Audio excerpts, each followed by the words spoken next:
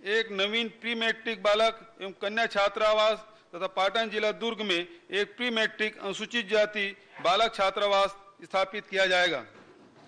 अनुसूचित जाति एवं जनजाति वर्ग के विद्यार्थियों के लिए छात्रावासों के संचालन हेतु 371 करोड़ एवं विवेकानंद गुरुकुल उन्नयन योजना अंतर्गत निर्माण कार्यों के लिए 281 करोड़ का प्रावधान रखा गया है। निकुंभ जिला दुर्ग, भाठा गांव जिला रायपुर, बडगंज जिला बलौदाबाजार, आमदी जिला धमतरी, चिरको जिला महासमुंद तथा नरहरपुर जिला कांकेर स्थित शासकीय महाविद्यालयों के लिए नवीन भवन का निर्माण किया जाएगा। ग्राम टेकारी विकासखंड आरंग तथा ग्राम नेवरा विकासखंड तखतपुर में नवीन ITI की स्थापना की जाएगी। छत्तीसगढ़ रीजनल साइंस सेंटर परिसर में इनोवेशन हब की स्थापना हेतु 1 करोड़ 80 लाख तथा 40 पॉलिटेक्निक संस्थाओं में फर्नीचर मशीन तथा उपकरण के लिए 20 करोड़ 55 लाख का प्रावधान रखा गया है। इंफ्रास्ट्रक्चर अधोसंरचना विकास के पोषक। विकसित अधोसंरचना से सभी क्षेत्रों में पूंजी निवेश, रोजगार के अवसर, कर संग्रहण में वृद्धि एवं समृद्धि का मार्ग प्रशस्त होता है तथा जन सुविधाओं का विस्तार होता है। अध्यक्ष महोदय, सड़कों को अर्थव्यवस्था की धमनियां माना जाता है।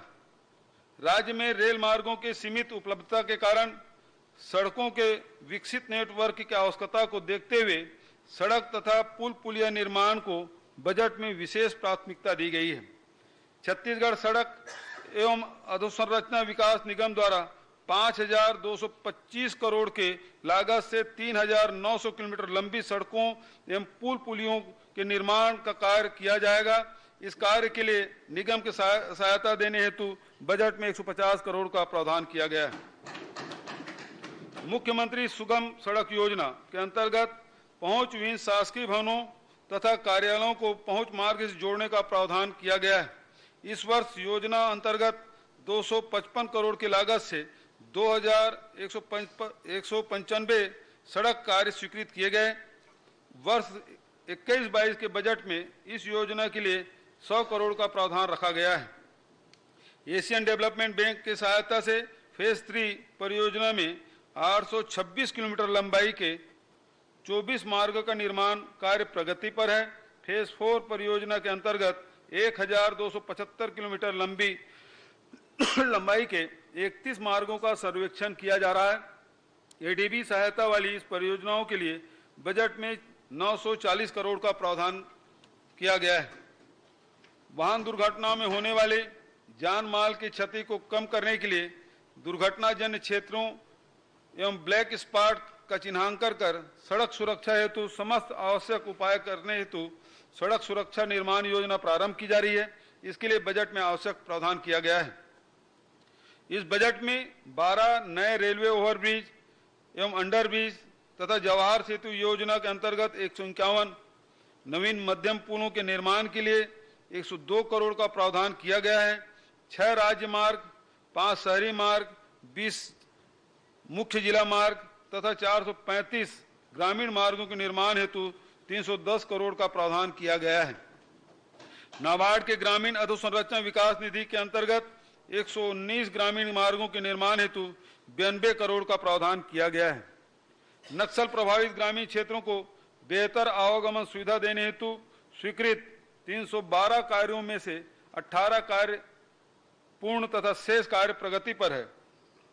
आगामी चरण में 104 सड़क एवं 16 निर्माण कार्य किया जाना प्रस्तावित है। योजना के लिए बजट में 12 करोड़ का प्रावधान रखा गया है। वायु मार्ग। प्रदेश के विशेष भौगोलिक परिस्थितियों में प्रदेश के भीतर तथा अन्य राज्यों के संपर्क सुविधाओं में वृद्धि हेतु विमानन सेवाओं का विशेष महत्व है, जिसे देखते हुए मां दंतेश्वरी एयरपोर्ट जगदलपुर को 2 CVFR श्रेणी में लाइसेंस मिलने के उपरांत 21 सितंबर 2020 से हैदराबाद एवं रायपुर के लिए यात्री सेवा आरंभ हो चुकी है। इस सुविधा से दुर्गम बस्तर क्षेत्र को त्वरित आवागमन सुविधा का लाभ मिल रहा है। बिलासा देवी केवट हवाई अड्डा बिलासपुर का भी 3 CVFR श्रेणी का उन्नयन किया जा चुका है तथा शीघ्र ही विमान सेवा आरंभ हो जाएगी। अंबिकापुर क्षेत्र को शीघ्र ही वायु मार्ग से जोड़ने का प्रयास किया जा रहा है तथा इस वर्ष के बजट में कोरिया जिले में भी हवाई पट्टी निर्माण का प्रावधान रखा गया है। रायपुर में स्वामी विवेकानंद एयरपोर्ट के पुराने टर्मिनल को आधुनिक एयर कार्गो हब में परिवर्तित करने हेतु प्रयास किया जा रहा है। सिंचाई, राज्य में कृषि, पेयजल निस्तारी एवं औद्योगिक प्रयोजनों हेतु जल के आपूर्ति तथा जल स्रोतों के संरक्षण व दोहन के लिए बहुस्तरीय प्रयास किए जा रहे हैं। भूजल संवर्धन के कार्यों को प्राथमिकता के आधार पर क्रियान्वयन करने हेतु भूजल संरक्षण कोष का निर्माण किया जाएगा। भूजल का उपयोग करने वाले उद्योगों तथा कच्चे माल के रूप में जल का उपयोग करने वाले उद्योगों से प्राप्त जल कर की राशि इस कोष में जमा की जाएगी। सिंचाई के 4 वृहद परियोजना अरपा भैंसाझार, केलो परियोजना, राजी समोदा, निजदा व्यपर्तन एवं सोंढूर जलाशय हेतु वर्ष 21-22 के बजट में 203 करोड़ का प्रावधान रखा गया है। एनीकट एवं व्यपर्तन योजना के निर्माण से उपलब्ध जल के उपयोग हेतु सूक्ष्म सिंचाई एवं सौर सूक्ष्म सिंचाई की 33 योजनाएं स्वीकृत है। वर्ष 21-22 के बजट में 4 सूक्ष्म सिंचाई योजना, 5 सौर सूक्ष्म सिंचाई योजना एवं 8 उद्वहन सिंचाई योजनाओं हेतु नवीन मद में प्रावधान किया गया है। वृहद, मध्यम एवं लघु बांधों के पुनर्वास एवं सुधार कार्य हेतु वर्ष 21-22 के बजट में 70 करोड़ का प्रावधान रखा गया है। अरिहंत खारंग लिंक, छपरा टोला फीडर जलाशय, रेहर एटम लिंक परियोजना का क्रियान्वयन छत्तीसगढ़ अधोसंरचना विकास निगम द्वारा किया जाएगा। इसके लिए निगम को 5 करोड़ की सहायता दी जाएगी। स्वच्छ पेयजल, राज्य के 45,48,000 ग्रामीण घरों को वर्ष 2023 तक नल कनेक्शन के माध्यम से शुद्ध पेयजल आपूर्ति का लक्ष्य निर्धारित किया गया है। पेयजल हेतु घरों तक नल कनेक्शन सुविधा देने के लिए जल जीवन मिशन योजना में 850 करोड़ का प्रावधान रखा गया है। नलकूपों के अनुरक्षण हेतु 106 करोड़ तथा पाइप द्वारा ग्रामीण जल प्रदाय योजना में 32 करोड़ एवं ग्रामों में पेयजल प्रदाय के लिए 70 करोड़ का प्रावधान रखा गया है। मिनी माता अमृतधारा नल जल योजना में 11 करोड़ एवं गौठानों में नलकूप खनन हेतु 10 करोड़ का प्रावधान रखा गया है। उद्योग, नवीन फूड पार्क की स्थापना हेतु 110 विकास खंडों में भूमि चिन्हांकन एवं 45 विकास खंडों में भूमि का आधिपत्य उद्योग विभाग को प्राप्त हो चुका है। इस योजना हेतु बजट में 50 करोड़ का प्रावधान रखा गया है। पिछड़े क्षेत्रों में वनोपज, हर्बल तथा खाद्य प्रसंस्करण उद्योगों की स्थापना को बढ़ावा देने के लिए नई औद्योगिक नीति 2019-24 में वनांचल उद्योग पैकेज का प्रावधान रखा गया है।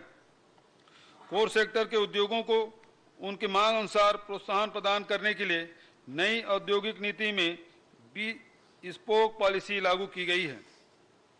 किसानों को उनके उपज का उचित मूल्य दिलवाने के लिए धान एवं गन्ने पर आधारित जैव ईंधन, एथेनॉल उद्योगों के लिए विशेष प्रोत्साहन पैकेज जारी किया गया है। राज्य में 350 करोड़ की लागत से पंडरी जिला रायपुर में 10 एकड़ भूमि पर पब्लिक प्राइवेट पार्टनरशिप के आधार पर जेम्स एवं ज्वेलरी पार्क की स्थापना की जा रही है। नए औद्योगिक क्षेत्र की स्थापना हेतु 65 करोड़ तथा औद्योगिक क्षेत्र में अधोसंरचना उन्नयन हेतु 10 करोड़ का प्रावधान रखा गया है। ऊर्जा, विद्युतीकरण, ग्रामों के शेष रह गए पारा टोलों तक विद्युत लाइन पहुंचाने के लिए मुख्यमंत्री मंजरा टोला विद्युतीकरण योजना में 45 करोड़ का प्रावधान है। नदियों के तट पर स्थित खेतों को सिंचाई की सुविधा देने के लिए नदियों के किनारे किनारे विद्युत लाइन के विस्तार किया जाएगा। मुख्यमंत्री विद्युत अधोसंरचना विकास योजना अंतर्गत नवीन सब स्टेशन निर्माण, ट्रांसफार्मर क्षमता वृद्धि तथा लाइन विस्तार के कार्यों के लिए 25 करोड़ का प्रावधान रखा गया है। औद्योगिक क्षेत्रों में सुपरवाइजरी कंट्रोल के लिए स्काडा योजना में 50 करोड़ का प्रावधान है। शहरी क्षेत्र के विद्युतीकरण कार्यों के लिए मुख्यमंत्री शहरी विद्युतीकरण योजना में 100 करोड़ का प्रावधान रखा गया है। कृषि संबंधी अधोसंरचना, बायोएथनॉल उत्पादन के अनुसंधान कार्य हेतु ग्राम गोढ़ी जिला बेमेतरा में प्रदर्शनी संयंत्र की स्थापना की जाएगी। संयंत्र में जैव ईंधन के उत्पादन के लिए अतिशेष धान तथा मक्का इत्यादि कच्ची सामग्री का उपयोग किया जाएगा। नवीन ऊर्जा शिक्षा उद्यान ग्राम पाटन जिला दुर्ग में स्थापित किया जाएगा। ऊर्जा शिक्षा उद्यान के माध्यम से कृषि कार्य एवं दैनिक जनजीवन में विविध कार्यों में वैकल्पिक ऊर्जा का उपयोग करने के लिए ग्रामीण जनों को प्रोत्साहित किया जाएगा। किसानों की सुविधा को ध्यान में रखते हुए प्राथमिक कृषि साख सहकारी समिति का पुनर्गठन कर 725 नई समितियों का गठन किया गया है। इस प्रकार प्रदेश में समितियों की संख्या 1333 से बढ़कर 2048 हो गई है। समितियों में धान उपार्जन सहित अन्य व्यवस्थाओं के लिए प्रत्येक समिति को 50,000 रुपये की एकमुश्त सहायता दी जाएगी। इसके लिए 21-22 के बजट में 3 करोड़ 63 लाख का प्रावधान रखा गया है। उपार्जित धान की सुरक्षा के लिए सहकारी समितियों में महात्मा गांधी नरेगा योजना से 7,556 चबूतरा का निर्माण किया गया है। प्रशासन को प्रशासन को संवेदनशील, सशक्त, जवाबदेह तथा प्रभावी बनाने हेतु क्षेत्रफल तथा जनसंख्या के आधार पर बड़ी प्रशासनिक इकाइयों को विभाजित करके नई इकाइयों का गठन किया जा रहा है। राजस्व प्रशासन, इस वर्ष बजट में 11 नवीन तहसील एवं 5 नए अनुभागों का गठन किया जाएगा।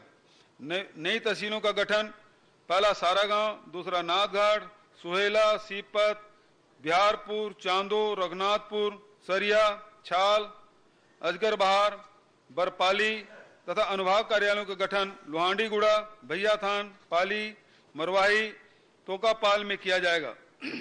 पटवारियों को खसरा 5 साला तथा B1 के कंप्यूटराइज्ड प्रतिलिपियां प्रदान की जाएगी। इससे मौके पर अभिलेखों का मिलान तथा गिरदावरी में कार्य में सुविधा होगी। इस हेतु नवीन मद में 3 करोड़ का प्रावधान रखा गया है। पटवारियों को देय मासिक स्टेशनरी भत्ता में 250 रुपये की वृद्धि की जाएगी। इसके लिए बजट में 3 करोड़ 48 लाख का प्रावधान रखा गया है। सभी तहसीलों में राजस्व निरीक्षक मंडल स्तर पर नवीन वर्षामापी केंद्रों की स्थापना की जाएगी। इसके लिए बजट में 1 करोड़ 50 लाख का प्रावधान रखा गया है। स्वामित्व योजना अंतर्गत ग्रामीण आबादी क्षेत्र का ड्रोन आधारित सर्वे किया जाकर धारित भूमि का नक्शा तथा अधिकार अभिलेख रहवासियों को वितरित किया जाएगा। सामान्य प्रशासन, उत्कृष्ट प्रदर्शन करने वाले शासकीय सेवकों को प्रोत्साहित करने के लिए राज्य सिविल सेवा पदक एवं राज्य पुलिस सेवा पदक से पुरस्कृत करने की योजना शुरू की जाएगी। बस्तर संभाग के सभी जिलों में बस्तर टाइगर्स विशेष बल का गठन किया जाएगा। बल में अंदरूनी ग्रामों के स्थानीय युवाओं को भर्ती में प्राथमिकता दी जाएगी। युवाओं के अंदरूनी क्षेत्र एवं जंगल की जानकारी का लाभ नक्सल विरोधी अभियान के दौरान पुलिस बल को प्राप्त हो सकेगा। इस हेतु वर्ष 21-22 के बजट में 2,800 व्यक्तियों की भर्ती की जाएगी। इस पर 92 करोड़ का व्यय संभावित है। राज्य पुलिस मुख्यालय में साइबर फोरेंसिक लैब की स्थापना हेतु 20 नवीन पद सृजित किए जाएंगे। इसके लिए 21-22 के बजट में 1 करोड़ 33 लाख नवीन मद में प्रावधान किया गया है। शहरी जनसंख्या के दबाव को देखते हुए प्रभावी नागरिक सुरक्षा व्यवस्था हेतु रायपुर पश्चिम, जांजगीर चांपा में तथा नक्सल ऑपरेशन को गति प्रदान हेतु मानपुर जिला राजनांदगांव, बीजापुर नक्सल ऑपरेशन एवं भानु प्रतापपुर जिला कांकेर में कुल 5 अतिरिक्त पुलिस अधीक्षक के नवीन कार्यालय स्थापित किए जाएंगे। गोरेला पेंटा मरवाही में पुलिस जवानों के लिए आवासीय भवन निर्माण किया जाएगा। राज्य में भवन विहीन पुलिस चौकियों के लिए 10 चौकी भवनों का निर्माण किया जाएगा। कन्या छात्रावास एवं आश्रमों में निवासरत बालिकाओं की सुरक्षा के लिए महिला होमगार्ड के 2200 नवीन पद की स्वीकृति हेतु बजट में प्रावधान किया गया है। उप जेल नारायणपुर एवं उप जेल बीजापुर का जिला जेल में उन्नयन तथा भाटापारा में उप जेल की स्थापना हेतु 48 नवीन पदों के सृजन का प्रावधान किया गया है। राज्य के कुल 6 जेल में 50-50 बंदी क्षमता के 10 बैरकों का निर्माण किया जाएगा। हेल्थ सार्वभौम स्वास्थ्य सेवाओं के वादा निभाते हुए प्रदेश के शहरी एवं ग्रामीण क्षेत्र में स्वास्थ्य केंद्रों के उन्नयन, आधुनिक सुविधाओं का विकास करने के साथ ही विभिन्न बसाहटों तथा स्वास्थ्य सेवाओं को पहुंचाने का प्रयास किया गया है। रायपुर जिला अस्पताल में अंतर्राष्ट्रीय ख्याति प्राप्त संस्था CDC के तकनीकी सहयोग से संचालित अत्याधुनिक हमर लैब में 90 तरह की जांच सुविधा उपलब्ध कराई जा रही है। भविष्य में इसमें 30 और जांच सम्मिलित किया जाना प्रस्तावित है। 9 शासकीय चिकित्सा महाविद्यालयों में वायरोलॉजी लैब की स्थापना हेतु 63 नवीन पदों का सृजन एवं 1 करोड़ का नवीन मद में प्रावधान रखा गया है। सामुदायिक स्वास्थ्य केंद्र रामानुजगंज का 100 बिस्तर अस्पताल में तथा सामुदायिक स्वास्थ्य केंद्र राखी नवा रायपुर का 50 बिस्तर अस्पताल में उन्नयन किया जाएगा। इस हेतु अतिरिक्त पदों की स्वीकृति सहित नवीन मद में 1 करोड़ का प्रावधान किया गया है। ग्राम सन्ना जिला जसपुर एवं सूर्यनारायण जिला चांपा जांजगीर में नवीन सामुदायिक स्वास्थ्य केंद्र तथा भिलाई के रिसाली क्षेत्र में 30 बिस्तर अस्पताल के स्थापना हेतु 1 करोड़ 50 लाख का प्रावधान किया गया है। वनांचल एवं दूरस्थ क्षेत्रों में मुख्यमंत्री हाट बाजार क्लिनिक योजना के माध्यम से निःशुल्क स्वास्थ्य जांच, चिकित्सा सुविधा एवं दवाइयां वितरण की सुविधा ग्रामीणों को उपलब्ध कराई जा रही है। इसके लिए 21-22 के बजट में 13 करोड़ का प्रावधान रखा गया है। नवीन चिकित्सा महाविद्यालय कांकेर, कोरबा, महासमुंद के भवन निर्माण हेतु 300 करोड़ का प्रावधान वर्ष 2021-22 के बजट में रखा गया है। 25 उप स्वास्थ्य केंद्र, 10 प्राथमिक स्वास्थ्य केंद्र एवं 2 सामुदायिक स्वास्थ्य केंद्र के भवन निर्माण हेतु 17 करोड़ 50 लाख का प्रावधान रखा गया है। Chandulal Chandrakar memorial medical college दूर का शासकीयकरण किया जाएगा। ट्रांसफॉर्मेशन बदलाव के लिए मिले जनादेश का सम्मान करते हुए हमने प्रदेश की संस्कृति, परंपरा तथा लोक आस्था से जुड़े विषयों पर संवेदनशील पहल करते हुए छत्तीसगढ़ के स्वाभिमान को पुनर्जीवित किया है। जनहित से जुड़े व्यवस्था तथा कार्य प्रणालियों में सुधार करके हमने शासन जनता के लिए की अभिकल्पना को साकार करने का प्रयास किया है। विलुप्त हो रहे हरेली, तीजापोरा, गौरव गौरी, मातर और गोवर्धन पूजा जैसे त्योहारों के सार्वजनिक आयोजन से इस त्योहारों का गौरव पुनः स्थापित किया गया है। आचार्य नरेंद्र वर्मा रचित गीत अर्पा पैरी की धार को राजगीत का दर्जा देकर हमने हर छत्तीसगढ़िया के मन में छत्तीसगढ़ मातारी के प्रति आस्था को सजीव रूप प्रदान किया है। इस तरह भक्त माता कर्मा जयंती, विश्व आदिवासी दिवस, छठ पूजा जैसे त्योहारों पर सार्वजनिक अवकाश की घोषणा करके हमने जनभावनाओं को सम्मानित किया है तथा सामान्य एवं सद्भाव के विरासत को आगे बढ़ाया है। जन समुदायों के शासकीय कार्यालयों तक चलकर आने की परंपरा में भी सुधार करते हुए हमने सभी क्षेत्रों में प्रशासन को जनता तक पहुंचाने की व्यवस्था बनाई है। अध्यक्ष महोदय, हम केवल शहर बनाने में नहीं बल्कि शहर बसाने में भी विश्वास रखते हैं। छत्तीसगढ़ की राजधानी नवा रायपुर को कंक्रीट के जंगल से बदलकर एक जीवंत आवास शहर के रूप में बसाने के लिए हमारी सरकार बहुत तेजी से प्रयास कर रही है। नवा रायपुर के विविध योजनाओं के क्रियान्वयन के लिए 21-22 बजट में 355 करोड़ का प्रावधान रखा गया है। अध्यक्ष महोदय, अब मैं 20-21 की पुनरीक्षित एवं 21-22 बजट अनुमान सदन में प्रस्तुत करता हूं। वर्ष 2020-21 के में राजस्व प्राप्ति में बजट अनुमान 96,091 करोड़ की तुलना में पुनरीक्षित अनुमान 90,621 करोड़ है।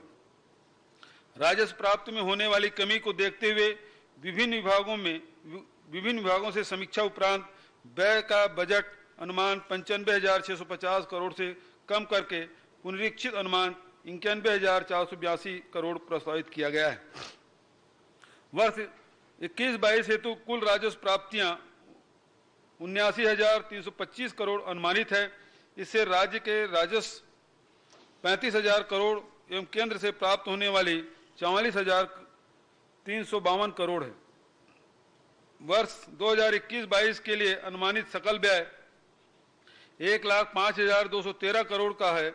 सकल व्यय से ऋणों की अदायगी एवं पुनर्प्राप्तियों को घटाने पर शुद्ध व्यय 97,106 करोड़ अनुमानित है। राजस्व व्यय 83,027 करोड़ एवं पूंजीगत व्यय 13,839 करोड़ है। वर्ष 21-22 में पूंजीगत व्यय कुल व्यय का 14% है। प्रदेश में अनुसूचित जनजाति एवं अनुसूचित जाति वर्ग के विकास के लिए अनुसूचित जनजाति उपयोजना मद में 34% एवं अनुसूचित जाति उपयोजना मद में 13% का बजट प्रदान किया गया है। वर्ष 21-22 के बजट में सामाजिक क्षेत्र के लिए 38%, आर्थिक क्षेत्र के लिए 39% एवं सामान्य सेवा क्षेत्र के लिए 23% का प्रावधान किया गया है। राजकोषीय स्थिति।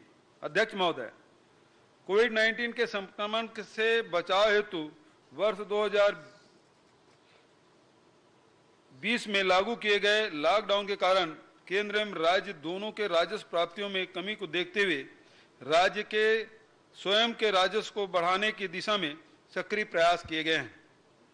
आबकारी विभाग द्वारा लगाए गए विशेष आबकारी शुल्क, अतिरिक्त आबकारी शुल्क एवं गौठान शुल्क से लगभग 600 करोड़ का अतिरिक्त राजस्व अपेक्षित है।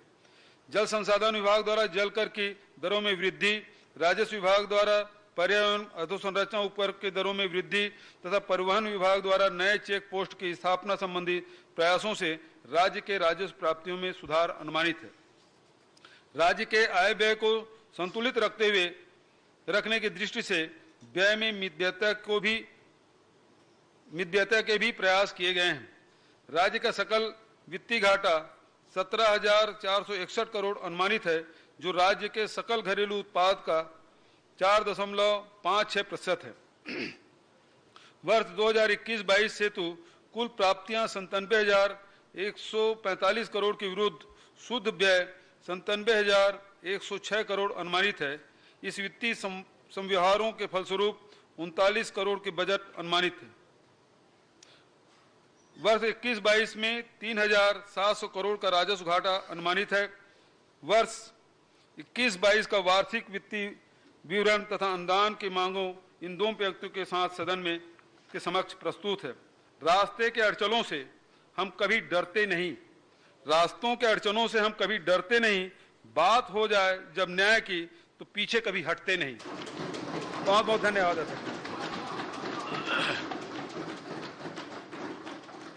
मैं आय व्यय पर सामान्य चर्चा के लिए दिनांक 2 एवं 3 मार्च 2021 की तिथियां निर्धारित करता हूं।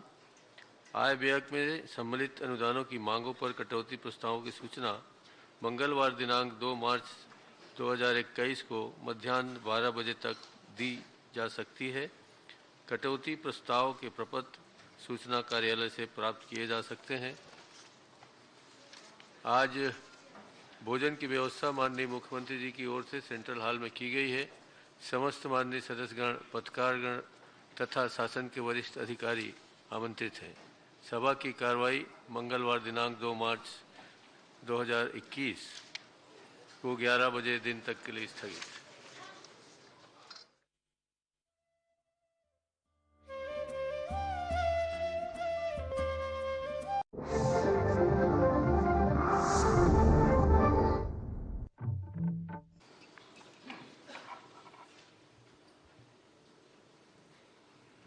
माननीय अध्यक्ष महोदय, गढ़बो नवा छत्तीसगढ़ के मूल मंत्र में समाहित भावनाओं को आगे बढ़ाते हुए आज मैं सदन के समक्ष अपनी सरकार का तीसरा बजट प्रस्तुत कर रहा हूं। अध्यक्ष महोदय, देश दुनिया समेत छत्तीसगढ़ की सरकार के लिए पिछला वर्ष बहुत ही चुनौतीपूर्ण रहा है। कोविड-19 महामारी के संक्रमण से बचाव हेतु लागू लॉकडाउन के कारण राज्य में आर्थिक गतिविधियां प्रभावित रही, जिसके कारण राजस्व प्राप्तियों में कमी आई। महामारी काल में आजीविका के साधनों की कमी के कारण आम जनता को राहत पहुंचाने हेतु कल्याणकारी योजनाओं में अधिक संसाधनों की आवश्यकता पड़ी है। हमारी सरकार ने इस दो तरफा दबाव का दृढ़ता से सामना करते हुए जनता के हित में लगातार कार्य किया।